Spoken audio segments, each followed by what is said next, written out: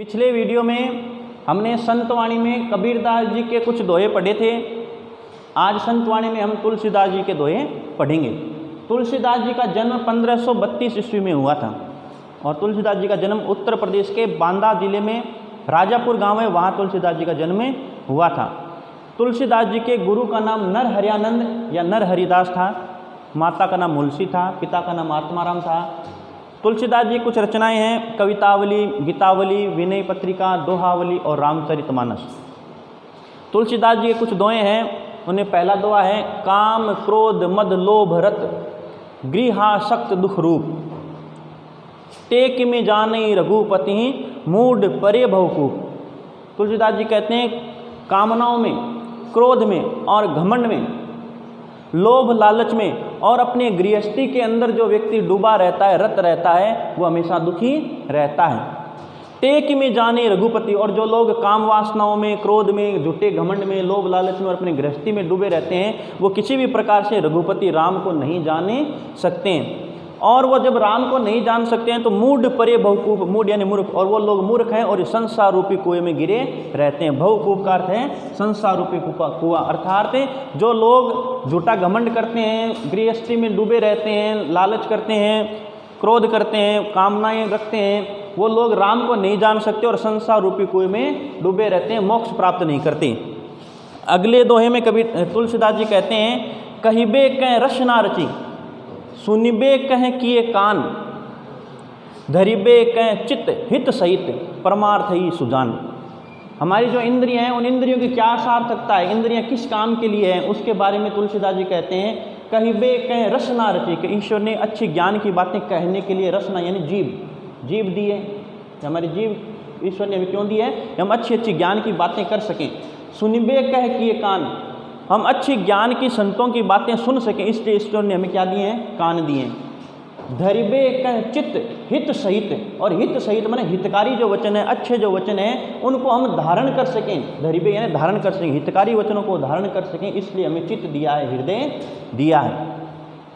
परमार्थ ही सुजान, अर्थात सज्जन लोग जो होते हैं उनका पूरा जीवन परमार्थ के लिए होता है, दूसरों के हित के लिए होता है। जिस प्रकार से जीव जो है वो अपने लिए कुछ नहीं करती, अच्छे बातें करने के लिए होती है, कान अच्छे भजन सुनने के लिए, अच्छी ज्ञान की बातें सुनने के लिए हैं, हृदय जो है हितकारी वचनों को धारण करने के लिए है। इसी प्रकार से सज्जन लोगों का जो पूरा जीवन होता है वो सारा का सारा दूसरों के हित के लिए ही होता है। तुलसीदास जी संगति का महत्व बताते हुए कहते हैं कि संगति हमारे ऊपर क्या प्रभाव डाल सकती है।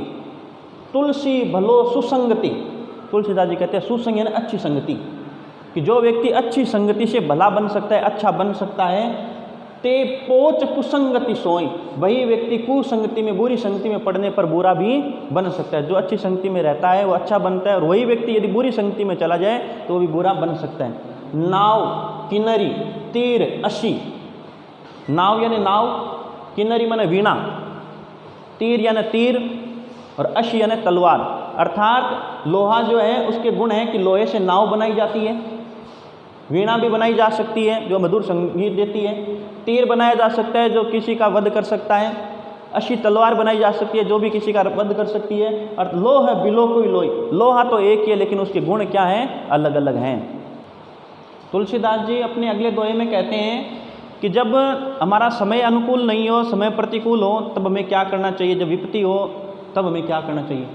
तुलसी ऐ समय के सखा, कि हमारा समय जब ठीक नहीं हो तब हमारे मित्र कौन कौन है। सखा यानी मित्र, हमारे मित्र हैं धीरज धर्म विवेक, साहित्य साहस सत्यव्रत, राम भरोसो।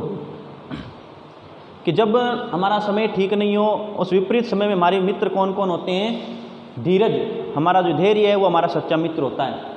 धर्म, हमारा धर्म जो है वो हमारा सच्चा मित्र होता है ऐसे समय के समय। विवेक, हमारा विवेक उस विपत्ति के समय में हमारा सच्चा मित्र है। साहित्य, अच्छा साहित्य, विपत्ति के समय हम अच्छा साहित्य पढ़ते हैं तो हो सकता है हमें उस विपत्ति से निकलने का कोई मार्ग मिल जाए। साहस, और विपत्ति के समय साहस जो होता है वो हमारा सच्चा मित्र है। सत्यव्रत, सत्य का जो साथ है वो भी हमारा सच्चा मित्र है। राम भरोसा, एक और अपने ईश्वर राम पर एक भरोसा जो है वो विपत्ति के समय हमारा सच्चा मित्र है। इसके अलावा कोई भी हमारा सच्चा मित्र नहीं है।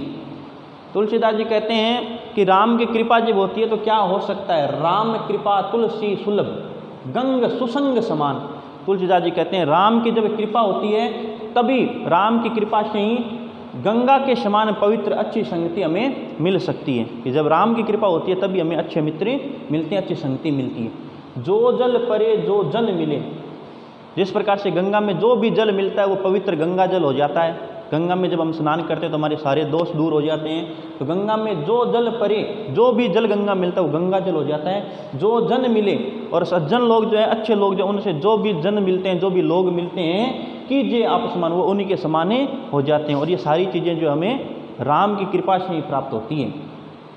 तुलसीदास जी कहते हैं ये संसार है और ये संसार विचित्र है, इसमें अलग अलग प्रकार के लोग रहते हैं, लेकिन हमें इस संसार में यदि रहना है तो सबके साथ अच्छा व्यवहार करना होगा, हिल मिल करके रहना पड़ेगा। तुलसी या संसार में भांति भांति के लोग, तुलसीदास जी कहते हैं इस संसार में भांति भांति के तरह तरह के लोग रहते हैं, अलग अलग आचार व्यवहार के लोग रहते हैं। सब सो हिलमिल चालिए, हमें सबके साथ हिल मिल करके चलना चाहिए, सबके साथ अच्छा व्यवहार करना चाहिए। नदी नाव संयोग, तुलसीदास जी उदाहरण देते हुए कहते हैं जिस प्रकार से नदी जो है उसके संयोग से ही नाव चलती है, नदी और नाव का आपसी संयोग होता है, और उसी संयोग के कारण ही नदी जो है उसका एक किनारा दूसरे किनारे तक नाव पार कर पाते हैं। उसी प्रकार हमें भी संसार में जिस भी प्रकार के लोग हैं उन सब के साथ हिलमिल करके अच्छे व्यवहार के साथ रहना चाहिए। तुलसीदास जी कहते हैं कि बहुत बार ऐसा समय आता है कि समय हमारे अनुकूल नहीं होता, प्रतिकूल हो जाता है। प्रतिकूल समय में अच्छे लोग जो हैं वो क्या करते हैं, तुलसी पावस के समय धरी को किलन मौन, पावस का अर्थ होता है वर्षा ऋतु। तुलसीदास जी कहते हैं जब वर्षा ऋतु होती है, वर्षा ऋतु के समय जो है कोयल, कोकिलन यानी कोयल जो मौन धारणे कर देती है, अर्थात जब वर्षा ऋतु होती है तब तो कोयल बोलना बंद कर देती है। कोयल बोलती नहीं, कोयल क्यों नहीं बोलती है? कोयल सोचती है अब तो दादुर बोली है, हमें पूछे ही कौन, दादुर यानी मेंढक, कि अब तो मेंढक बोलेंगे और हमें कौन पूछेगा। अर्थात जब असज्जन लोग जो है, दुर्जन लोग जो उनका बोलबाला बढ़ जाता है, तब सज्जन लोग जो होते हैं वो मौन धारणे कर लेते हैं। ये दोहे जो अभी हमने तुलसीदास जी के पढ़े हैं, वीडियो को पूरा देखने के बाद इन दोहों का अर्थ याद करेंगे और ये दोहे और इनका अर्थ अपनी कॉपी में लिखेंगे।